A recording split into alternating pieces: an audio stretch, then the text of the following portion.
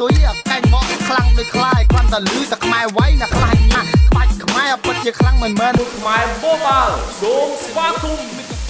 ស្វាគមន៍ថ្មីម្ដងទៀតមកកាន់ការប្រកួតដ៏ជក់ចិត្តនៅឡើងបន្តតាំងគ្នានៅលើសង្វៀនតែមួយចាំមើលថាតើការប្រកួត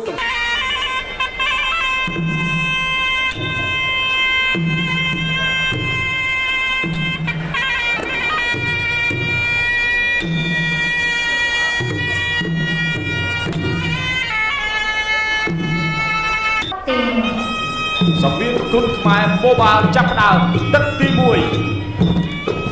ធាក់គល់បបលើក្រៅមួយចូលដល់ស្ដាប់យល់ស្ដាប់មួយ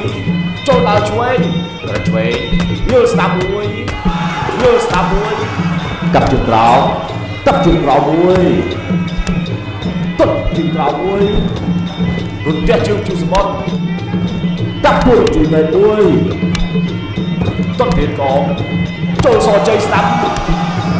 រូបមកប្រចាំស្ដាប់ទាត់កាត់តឡាចយល់ស្ដាប់មួយយល់ស្ដាប់មួយយល់ស្ដាប់មួយទាត់គេកងយល់ស្ដាប់មួយយល់ស្ដាប់មួយទាត់កាត់តឡាចរូបមកប្រចាំស្ដាប់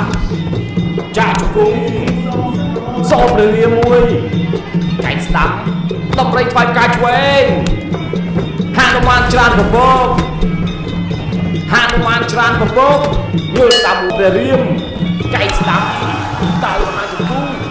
រួមពងប្រចាំស្ដាប់សព្រះរាមួយស្ទាក់ឆាបស្ដាប់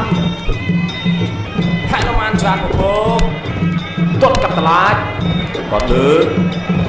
ទាត់កាត់តឡាចសព្រះរាមួយសព្រះរាមួយសព្រះរាមួយទាត់គេកងដាក់ពុរជួយតែមួយច្រាប់អីស្អីទៅឆ្វេងយល់ឆ្វេងចាក់ទៅលេងមួយហើយទៅលេងមួយហើយ